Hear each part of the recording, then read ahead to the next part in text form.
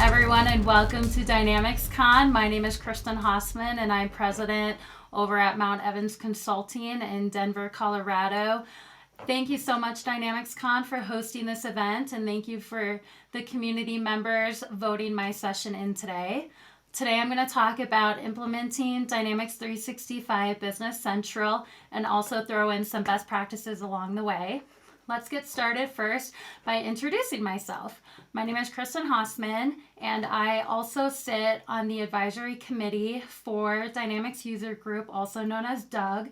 If you haven't already visited the DynamicsUserGroup.net website, please do so. There's a ton of resources out there, some open forums. You can get connected with the community, help other community members with their questions, and also get your questions asked in a very timely manner. I'm a Microsoft MVP for business applications, specifically Business Central, and you can find me on Twitter, and I also blog a lot, all things functional Business Central, so there's my URL if you're interested in that. So why are we here today? Are you a partner, or are you a new consultant just starting this Microsoft Dynamics 365 Business Central journey? And you want to know more about implementing the solution and some of the best practices? Well, you're in the right spot. And I'd like to know if you're actually really new to the community. So if you can go into the chat and let me know that you're new to the community, you'll get to meet tons of new people as well as meeting veterans in the community just by participating in the chat throughout the session. I've broken down this session into 5 different areas.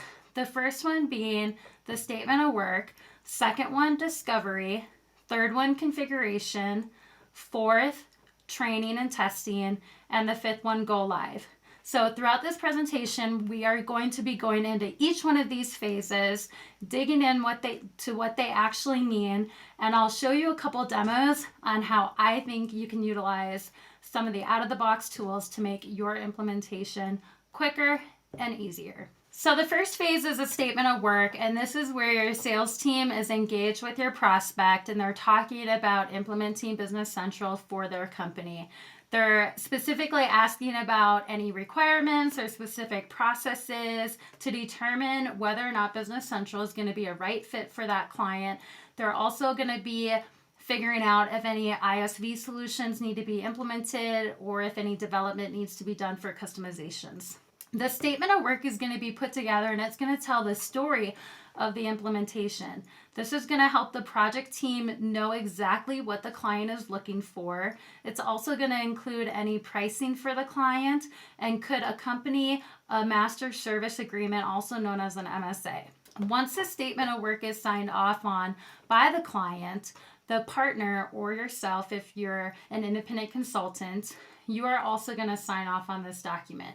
This is going to be a legal binding document between you and your client. Your project manager may also get involved in this stage and start setting up kickoff calls. So it could be an internal kickoff call and an external kickoff call, or just one or the other.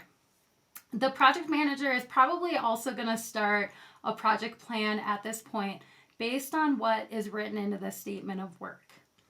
Some of the best practices when it comes to a statement of work is be specific. Are we implementing Business Central out of the box, or are we also looking at doing customizations? Is this project going to be a fixed fee, or is it going to be time and materials or hourly? The statement of work should also have an expiration date, just in case it's not executed in a timely manner. Statement of work, again, should also be signed by the client and the partner. Moving into the discovery phase, this is going to be the phase where the consultant is actually meeting with the client and their subject matter experts, also known as SMEs. The purpose of this phase is so that the consultant can actually understand the client's specific requirements and processes when it comes to how they are transacting in their system today. A lot of clients like their current processes, so they don't want to have to change them if they don't have to, but this is a required phase in order to make sure that Business Central can meet the needs of that client without any customizations.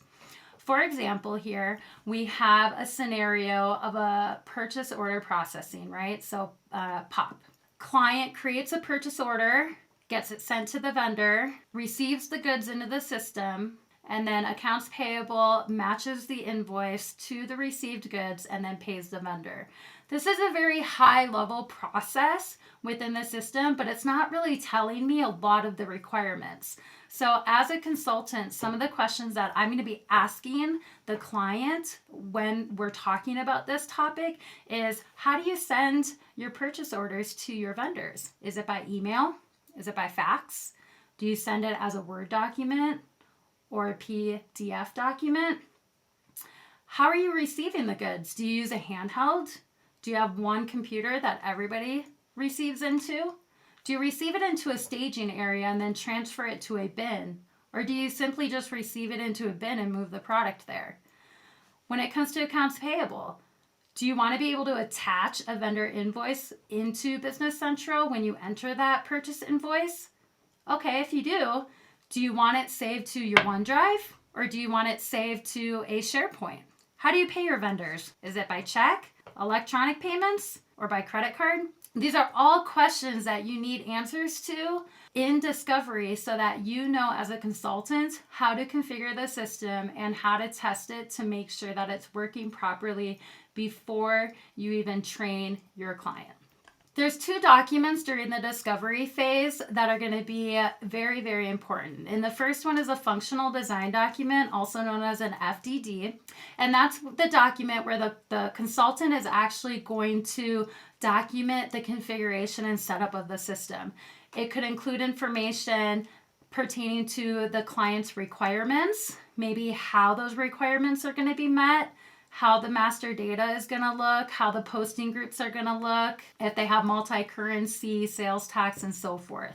So this is going to be a comprehensive document with more than likely every single module that you're implementing, and then also may include sections on specific ISVs you're implementing or specific customizations that need to be done in the system as far as windows, fields, reports, etc. The next document is called the Technical Design Document, also known as the TDD.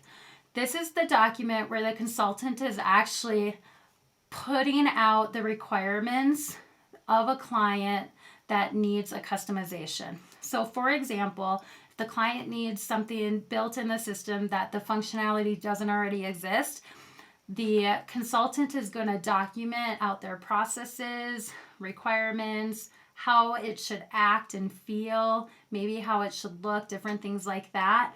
And that's going to go to a developer who then is going to build it.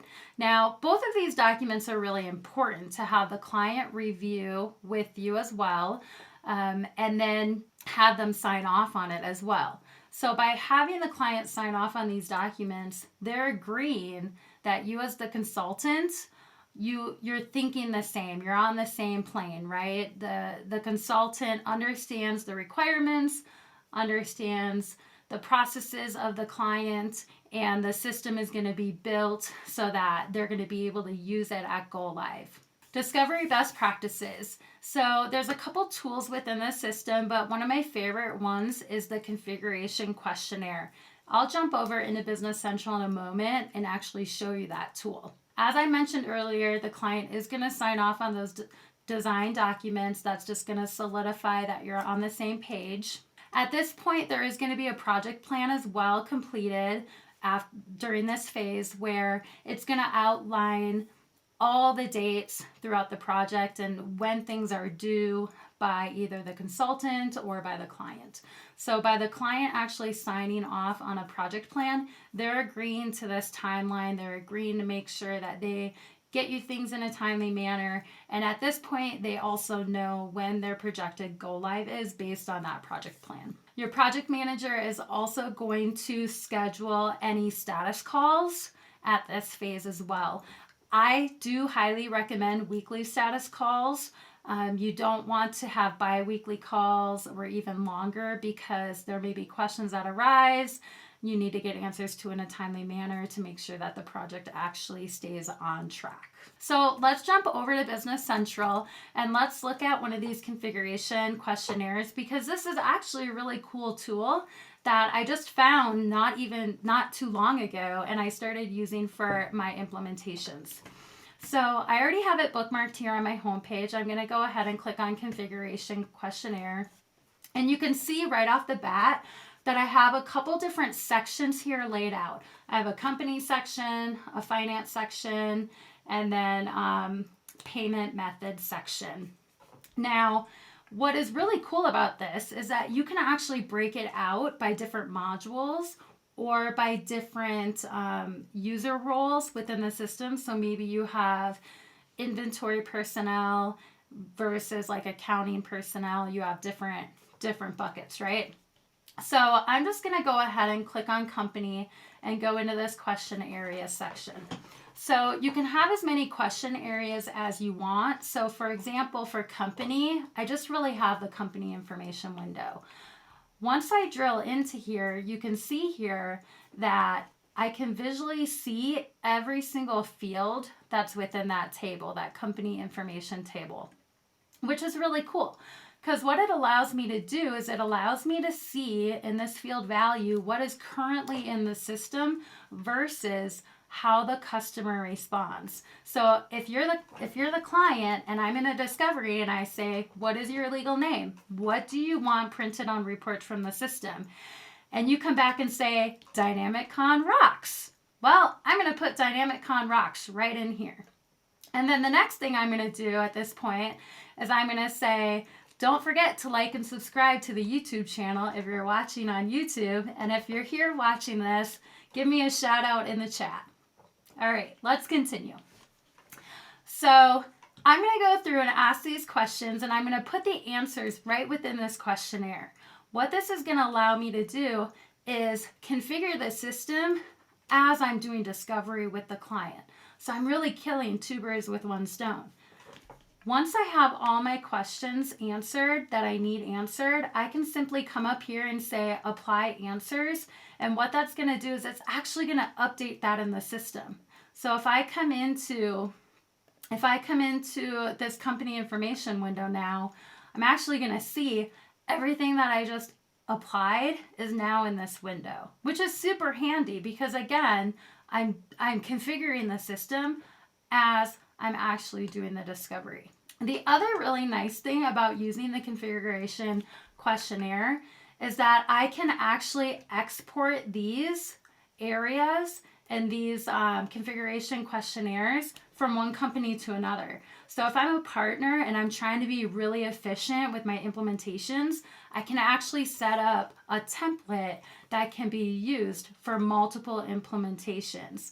And the nice thing about that is that the consultant that's doing the discovery is going to know the flow of all the questions because it's going to be the same thing over and over because it's a template that you've been working off of.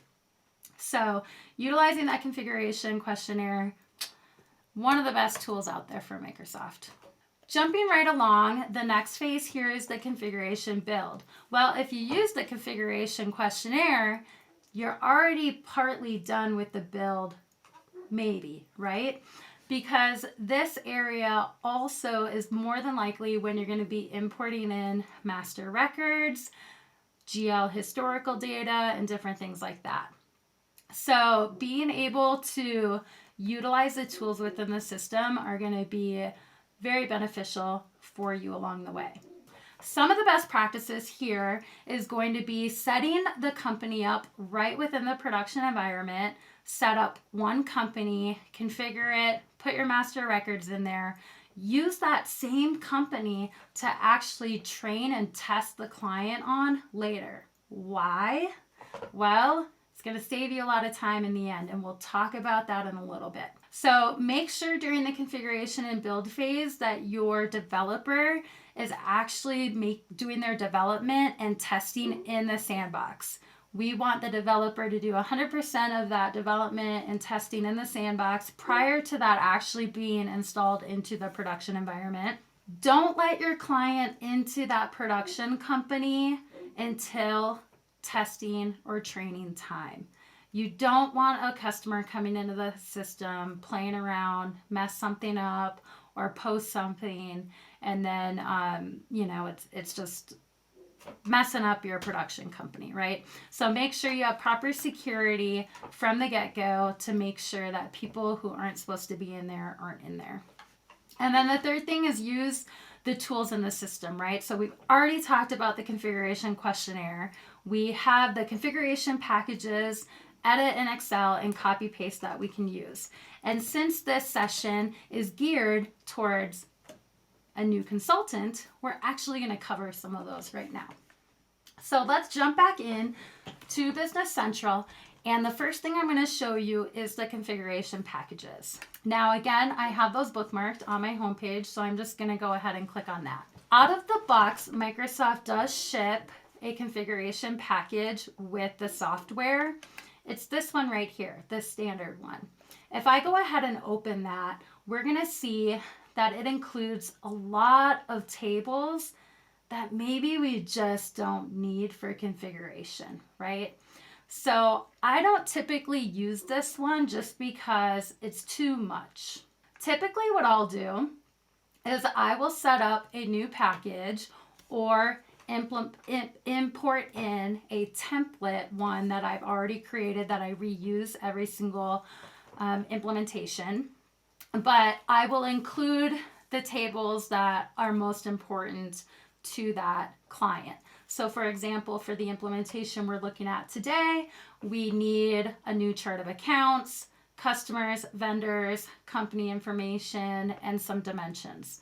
What's really nice about configuration packages is I can actually select all the tables that I need at one time, like I've done right now, and I can export this to Excel with just the click of a button.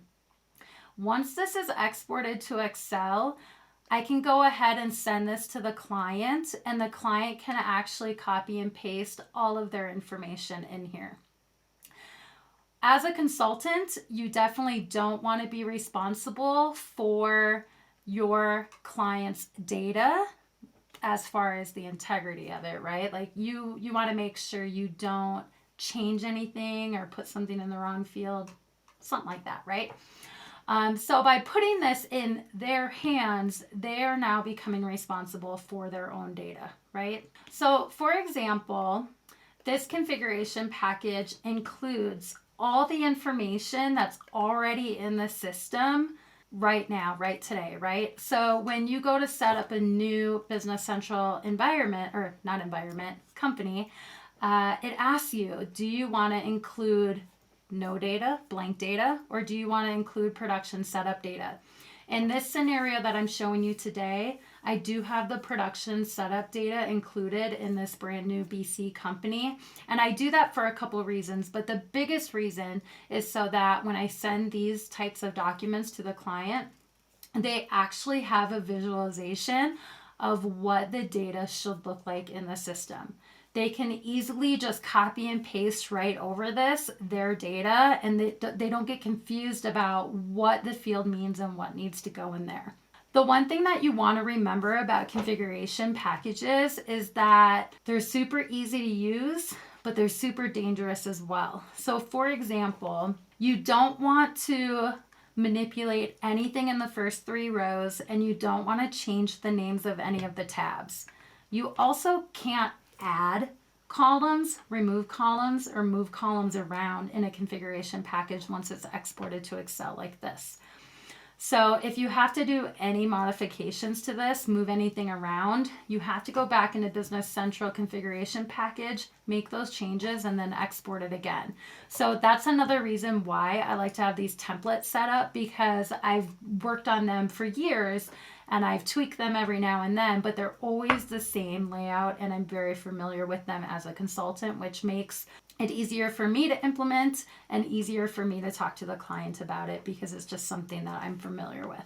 So in this configuration package here, we can see that we have all these different tables along the bottom. And again, they're all pulling the same information.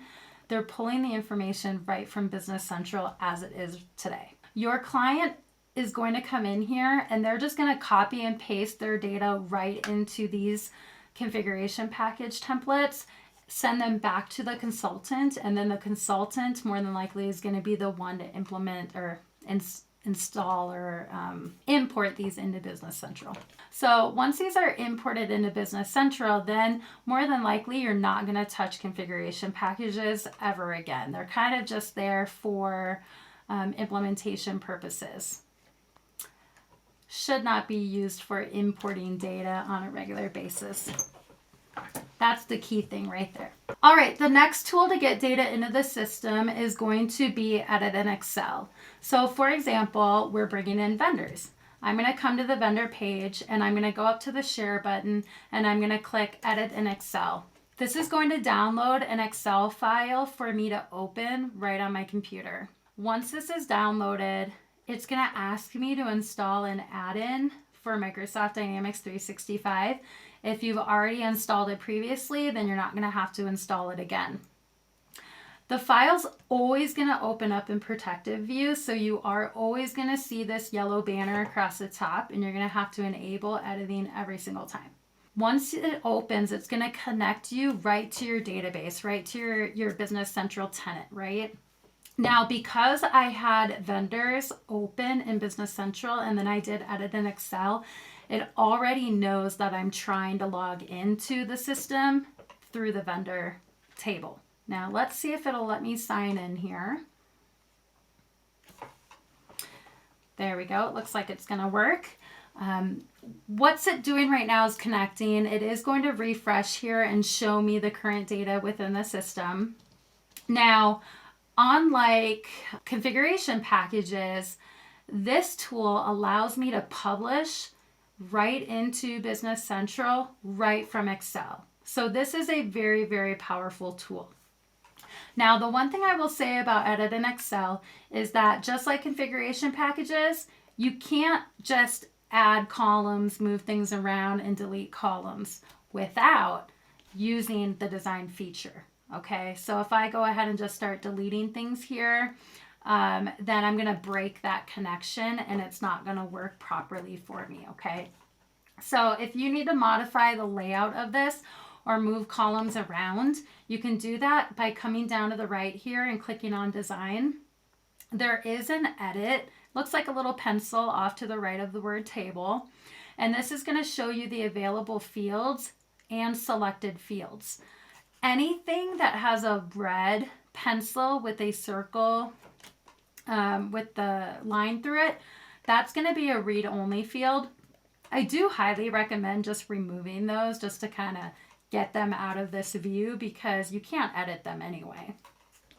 If you're using global dimensions and want that set up for vendors in this case, then you are going to want to add those fields in as well. And then, for example, if you want to move things up and down, there is an up and down arrow, and you can move the columns around as you wish. So that's going to allow you to actually modify this template. And it's really cool because if I was to actually save this template to my desktop or, SharePoint, something like that, I can actually open it later on without even going into Business Central. I can open it and connect to my database and I can make updates. It also will keep any of the formatting that I've done. So it's just a really nice tool to use, and then just remind your clients that they can save it so that they can go and open it and have that formatting the way they had it before. So once I'm done with my available fields and selected fields, I'm going to go ahead and say update. I am going to get a message that this action will require data to be refreshed or cleared, and any unpublished data will be lost. So this is actually really important because if your client's getting ready to import data into the system and they've done a lot of work in the spreadsheet, and then they're like, oh, I'm just going to move a column or hide a column, and they go into design. If they click yes at this point, everything that they've done up to that point is going to be kind of undone. So just keep that in mind, that the best practice is going to be to come into design first before you actually start working in the workbook. Otherwise, you are going to lose any of that updates that you've done. I'm going to go ahead and click yes here. And we're going to see that the table updated right away. It was kind of hard. It was kind of easy to miss there if you weren't keeping track, but it did update. I'm going to go ahead and click done at the bottom. And once you've used design and it updates the layout of the table, the next thing you're going to want to do is click refresh. And this is just one of those things that gets missed, and everybody will start, copying and pasting all their data in here. And then they'll notice here that the publish button is actually grayed out. It's because they forgot to refresh. Okay. So it's just kind of like little things that you need to remember before you actually start really fully working in the worksheet.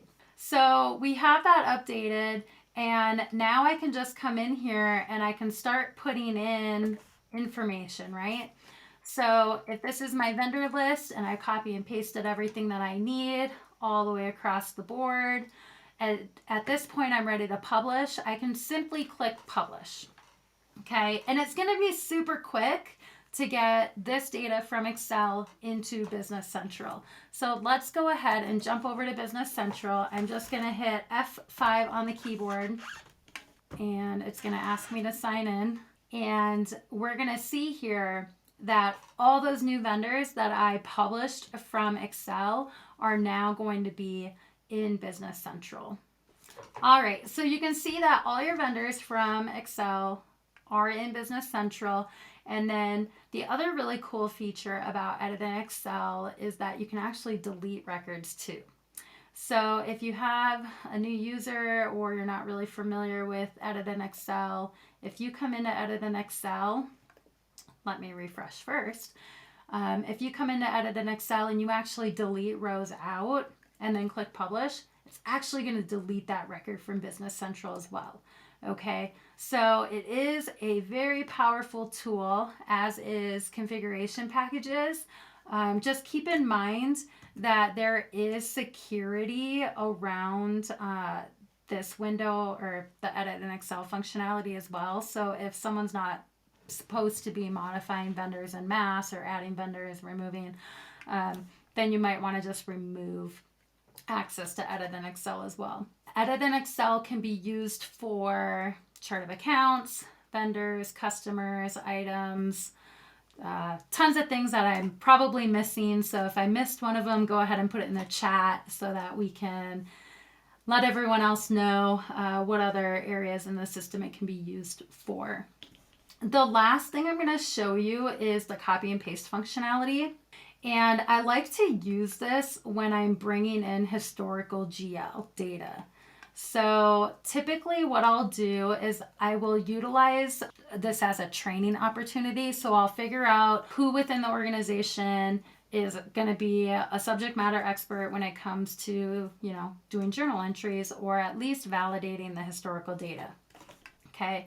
So what's really cool about this Edit in Excel is that I can copy that table and I can come into Excel and I can paste it right in here. And it copies everything all the way across the board. Okay. So when I'm looking at bringing in GL opening balances, typically what I'll do is I'll have the client just send me their GL history in a nice Excel layout, and I will just mimic it to copy this layout right here. What that's going to do is it's going to allow me to actually copy everything from Excel into Business Central really, really fast. So let me just give you an example. I'm going to go ahead and just get some information in this window. This is the process that you would utilize if you were bringing in opening balances, for example. I'm going to come in here and I'm going to select all the rows, and I'm going to do a Control-C to copy. Now, when you do this, you should actually see 27 rows copied down there. It kind of went really, really fast. But I can copy and paste that right into Excel really fast. From here, I can go ahead and put in my amounts. Everybody loves Excel, right? Let's make sure I have the right dollar amount. $2,500. Now, keep in mind that a $0 line is not going to post in Business Central. So if your client is giving you GL history that has a $0 line, just make sure to remove that line before doing this process. All you have to do here is copy, go back into Business Central, and I have all this data still in here, so I'm actually just going to delete this. Get it all cleaned up in a nice fresh journal here. And from here, I'm just going to do a paste. And I'm just using my keyboard, Control-C, Control-V for copy paste. As it pastes, it's actually going to validate to make sure that the account number is correct along the way as well. So this is one of the reasons why I like to use copy paste, is because it's validating as it goes.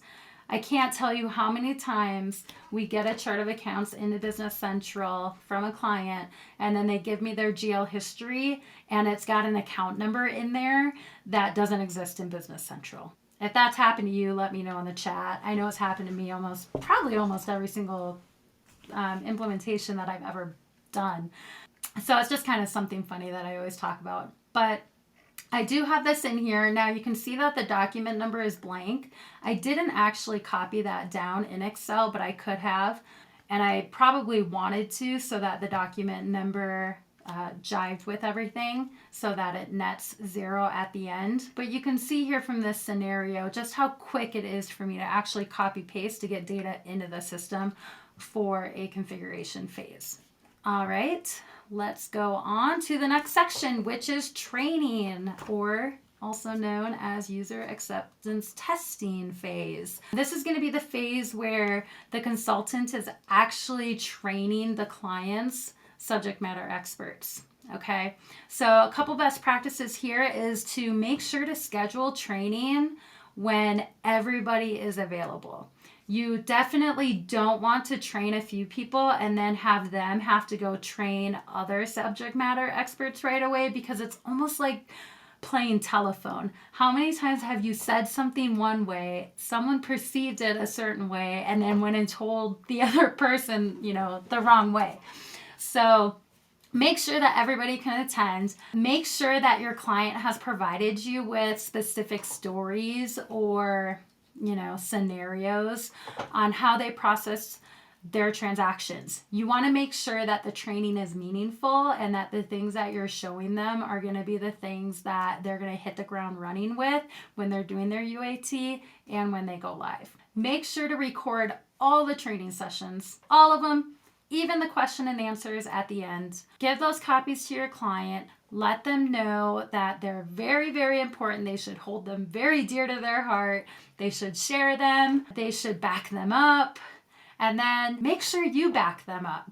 I actually had a client call me 1.5 years after going live and said, Kristen, do you have a copy of the bank reconciliation training from our project? And I did. I happen to have it on an external drive. I keep all my training backed up. I keep any documents, anything like that pertaining to a project backed up, just because you never know when that client is going to need it again. And then the last thing is make this a positive experience for everybody, right?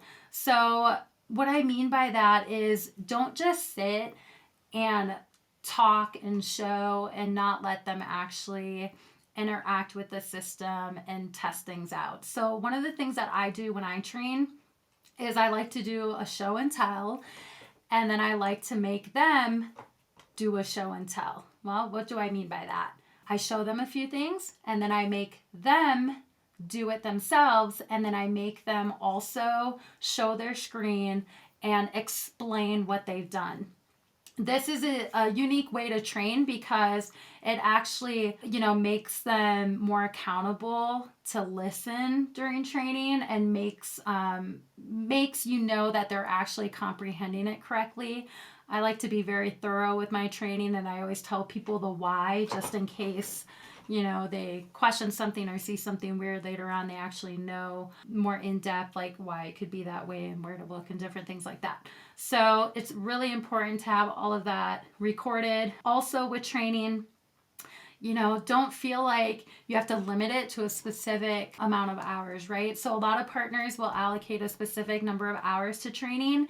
And then you get to the end of training for those hours. And as a consultant, you're like, I missed this, or I didn't have time for this and couldn't do this. Make time and add those hours, because it's just going to help you later on during UAT. It's going to help you have less questions to ask along the way. So make sure that you're actually, giving them as much time as they need for training, because it's just less time later on that you're going to have to hold their hands. For example, I have a great story on this.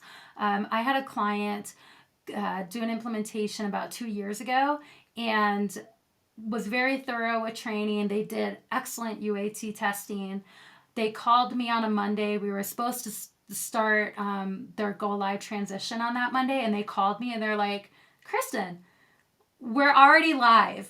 And I'm like, what? And they're like, yeah, we actually spent the weekend and we moved over our historical data, everything tied out, and we hit the ground running today. And I was like, oh my gosh, do you want a job? But, all jokes aside, this really goes down to how well they're trained, how interactive they are, and how well they do their own UAT testing. So really being a cheerleader for them, checking in often. I like to check in every single day during this phase, just because I want them to know that I'm here waiting for them to ask questions. All right, so the last phase here is go live. Congratulations, you've made it. This is also maybe the most stressful part of the implementation, depending on how configuration and testing went. If you remember earlier, I alluded to setting up a production company and using that company also for training. And here's what I meant by that. There's actually tools in the system where you can take data from one company and move it over to another company. I used to set up a separate test company from a production company where I had done all the initial configuration, all the initial master records and everything in, and then used to test in a test company. And what I found was that the clients would be like, I have new vendors, I have new customers, I have new chart of accounts, can I set them up in production, or do I just do it in the test company? And it just got really hard to manage. So about a year ago, I actually switched my methodology when it comes to this, and I actually just do one company for complete configuration, complete setup, and then training. And then at go live, I utilize configuration packages and configuration worksheets, and I actually move all the setup, all the configuration, all the master records from that test company into a new production company. That way, any configuration that had to be done, any new records that were done during training or UAT, that's all going to migrate over. Now, with that being said, I still have to re-import in all the GL history and different things like that, but that's okay because it's super fast, right? We can use configuration packages, edit in Excel, different tools like that, right? So the last thing to do during a go live is celebrate with your client on the success of them going live. If they want to invite you on site for a party, for lunch, go. They're successful and the implementation was a success because of you and them, right? It's a partnership. So make sure that you're celebrating these successes with your client along the way.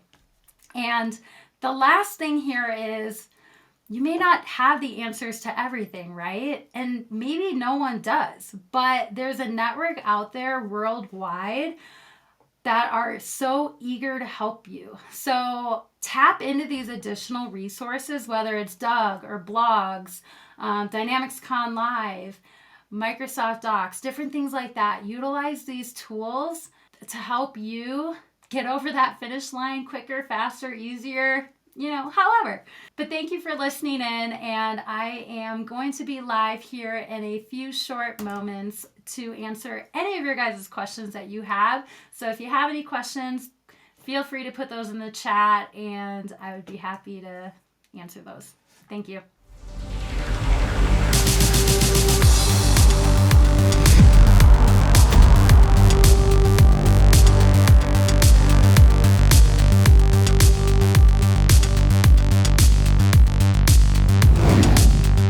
Welcome everyone. My name is Kristen Hosman, and thank you for attending my session.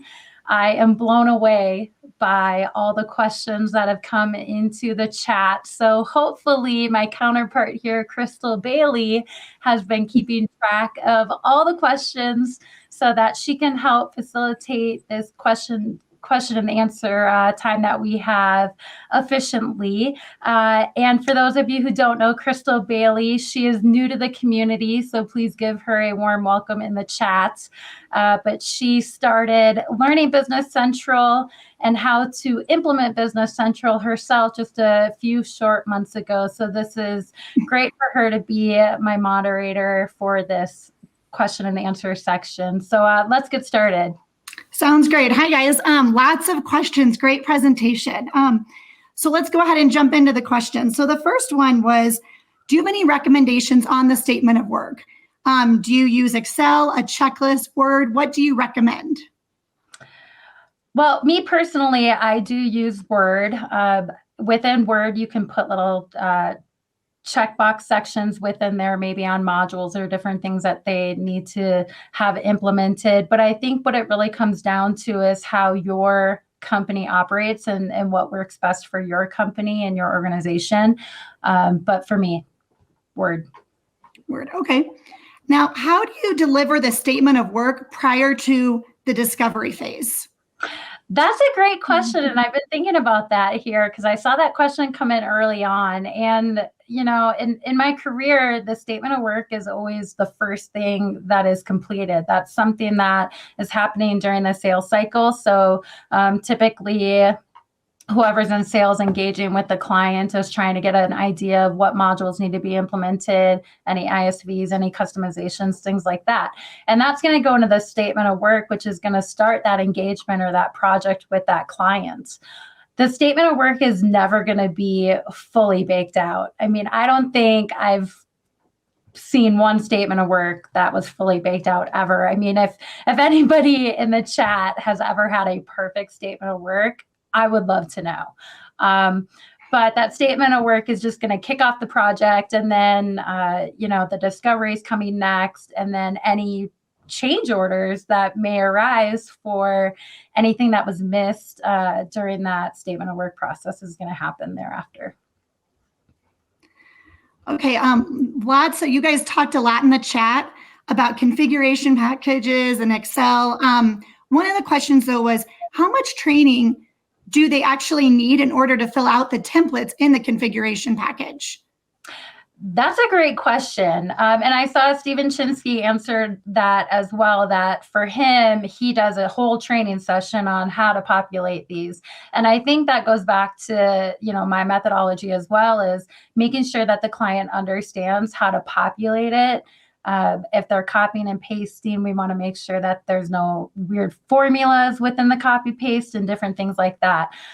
One of the things that I've done for clients that have asked for it is I've actually written out documentation on every single field and how it's laid out in the configuration package so that they know exactly what it should be. And some of the things I've included in that is character limits, you know, reminding them not to put in like the full state name, but use the abbreviation, different things like that. But that's something that then can be reused over and over. If you're a partner, you know, you can come up with these documentation and then you can just send that off to the client. And then you're alleviating maybe having to have like a whole, you know, hour session or more on exactly how do you populate these documents. Okay, this next one is kind of near and dear to my heart because this has been a big issue for me. Are there any tricks on how you limit the data in a configuration package? Because it can run really, really slow. It can run really slow. So Stephen Chinsky is in the chat here, and this was a question that he actually answered a little bit ago. So if you have, for example, I think he used the example like 50,000 lines or something like that, just cut it in half. So you don't have to run everything at one time. You can chunk it into smaller chunks. Okay, that's, we had some people had some error messages about getting everything to fit in one line. I've actually had that same error message when I've been trying to upload from Excel, how you can get it to fit in one line. Is that something you can, am I making that question clear? You're probably making it clear, but I've never actually run into the issue, so it's just not sparking anything for me. But if anyone's ever ran into that issue, go ahead and give some feedback into the chat for us, because it's definitely something that I've never seen before personally. Okay. I have a personal question here. What is the easiest way in order to bring over your history? So GL history and subledger history, the easiest way that I found is going right through the general journal rather than a configuration package. I know that a lot of people will try and bring over the GL historical using a configuration package, and they're not really sure, well, what fields do I need? What needs to be populated and so forth. So my favorite is to use the copy and paste functionality, get the data into Excel, get it laid out in a format that you can just highlight it, copy it, paste it right into a general journal, and then always run like a preview posting just to make sure everything ties out in post. Sounds good. Okay, I think we got one more question that I saw on the chat. If there's anything else, go ahead and add it to the chat right now. The last one was, at what level do you use templates for FTD and TDD? I use templates for both of those at a pretty detailed level. So the functional design document is going to be the layout and how the system's going to be configured. So it could include chart of accounts, posting groups, different things like that, right? So when you're looking at a functional design document, someone should be able to start to understand, how is the system going to be configured? How are things going to process through? What are my requirements? Different things like that. Now, a technical design document's a little bit different, right? Because a functional consultant like myself, may not have a lot of experience writing a technical design document. I actually have a little bit of experience working for a prior partner that I was able to actually work with the developer and ask the developer, well, what's important? What do you want? How do you want it laid out? What type of screenshots? Different things like that. But what I will say is that a technical design document is probably going to be one of the most hardest documents for a functional consultant to complete, just because they may not have that knowledge as to what the developer is looking for. And then on a flip side, just while we're talking about technical design documents as well, is one of the things that I like to do is, once I have that completed, I review it with the client prior to even having the developer scope out the work, because I want to make sure that I'm on the same page as the client as far as what functionality they're looking for. And then once the developer gets their eyes on it, they can tell me if it's written well, or maybe it's not written well at all, and I have to go back to the drawing board. But both very important documents that I think need to be included in any Business Central implementation. Sounds great. I think that was all the questions we had today. Thanks for a great presentation. I think we all learned a lot. Well, thank you, Crystal, for moderating. And thank you, everybody, for joining my session today and all the activity in the chat. If you didn't get your question answered, go ahead and jump over into the breakout room, and I'll go over there and continue answering any questions anyone has. Thank you.